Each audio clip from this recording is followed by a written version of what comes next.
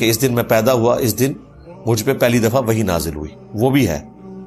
ایک پیر اور جمعرات والی بھی ہے کہ نامہ اعمال اللہ تعالیٰ کے حضور پیش ہو۔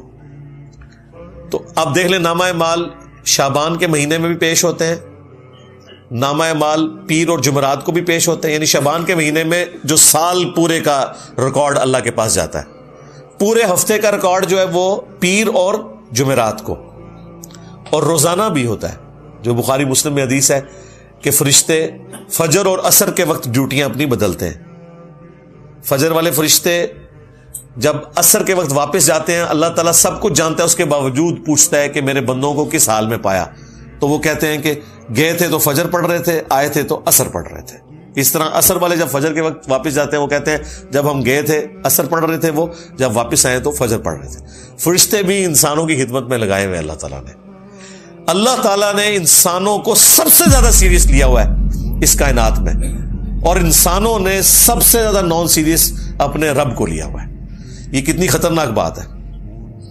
اللہ کے نزدیک سب سے زیادہ سیریس مخلوق انسان ہے، فرشتے اس کی خدمت میں لگے ہوئے ہیں۔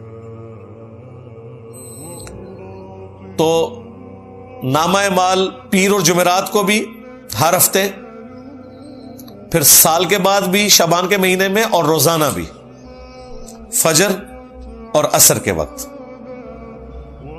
یعنی یہ میں نے آپ کو وہ ساری روٹین بتا دی جو اللہ تعالیٰ کے حضور پیشی ہوتی ہے۔ تو نبی علیہ السلام اس لیے روزوں کا اہتمام شعبان میں زیادہ کیا کرتے تھے، یعنی آپ کے 11 روزے تو کنفرم ہوتے تھے ہر مہینے کے، 8 تو آپ کر لیں پیر اور جمعرات، 4 دفعہ سوموار کا دن آتا ہے، 4 دفعہ جمعرات کا دن، 8 روزے یہ، اور 3 ایام 20 کے، 13، 14 اور 15، جب خوب روشن ہوتا ہے نا چاند، ایام 20 اسے کہتے ہیں، 3 یعنی چاند جب گول ہونے کے روزے ہیں۔ یہ نبی اسلام کی روٹین میں تھے۔ ایون سنن نسائی میں یہاں تک آیا کہ نبی الاسلام سفر میں بھی یہ روزے رکھا کرتے تھے ایام 20 کے۔ ویسے آپ نے اجازت دی ہوئی ہے، صحیح مسلم میں حدیث ہے کہ جو شخص مہینے میں 3 روزے رکھ لے وہ اسی طریقے سے ہے گویا اس نے ہمیشہ کے روزے رکھے، اور اس میں کوئی قید نہیں کہ آپ نے کب رکھنے، 3 روزے مہینے میں۔ اور اس کا بھی آسان ورژن میں نے آپ کو بتا دیا ہے کہ شوال کے 6 روزے رکھ لیں، وہ بھی صحیح مسلم میں ہے، رمضان کے بعد، تو وہ بھی پوری زندگی کے روزے ہیں، ہر مہینے بھی 3 رکھنے کی ضرورت نہیں، لیکن اگر رکھنا چاہتا ہے بہت اچھی بات ہے۔ بخاری مسلم میں حدیث ہے، ابو ہریرہ رضی اللہ تعالیٰ عنہ کہتے ہیں کہ نبی علیہ السلام نے مجھے 3 نصیحتیں کی تھی۔ نمبر 1، مہینے میں 3 روزے ضرور رکھنا، کوئی سے 3 دن، بہتر ہے اس میں ایام 20، 13، 14، 15۔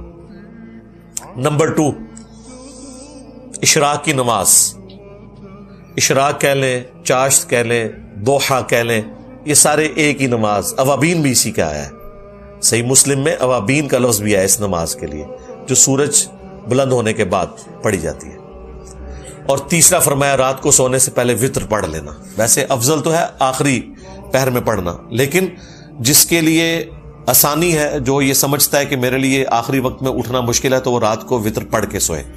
تو حضرت ابو ہریرہ کہتے ہیں نبی علیہ السلام نے مجھے 3 کاموں کی وصیت کی تھی، ان میں بھی 3 روزوں کا ذکر موجود ہے۔ یہ حدیث بخاری مسلم دونوں میں ہے۔ اچھا، اب 15 شعبان کا جو روزہ ہے نا، اس کے بارے میں بھی ایک حدیث ہے،